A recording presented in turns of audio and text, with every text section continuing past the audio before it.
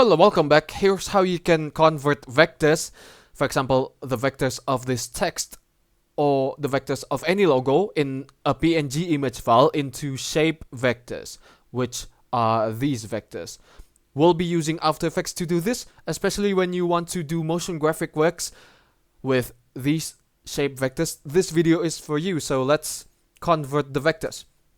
Here we have our PNG image file of a text.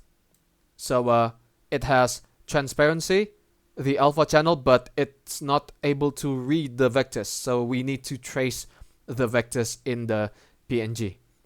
Click on layer, auto trace, set the channel to alpha, click on OK, and then go under the PNG layer, go under masks, every masks, and then select all of the 5 mask paths, since there are 5 masks.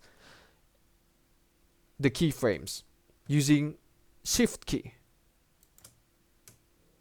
Hold the shift key while you're selecting all of the keyframes, just like this, and then copy it, Control C, and then we're going to paste it into the 5 paths for our shape layer that we're going to create. Right click on the left side of the timeline, new shape layer, and then go under the shape layer and then click on the arrowhead for add and then click on path. We are going to make 5 of them. Control D until there are 5 of them. Select them all, go under every path, turn on the stopwatches, and then Control V to paste it. Easy. Add fill to add some colors. Just like this. So we haven't trimmed this one with this, so click here to trim it. Easy, isn't it? So you can change the color to, let's say, any color, just like this.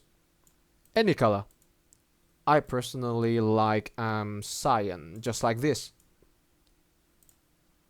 And then you're done converting vectors in this PNG image file into these shape vectors, just like these in After Effects. You can now edit the points in these vectors.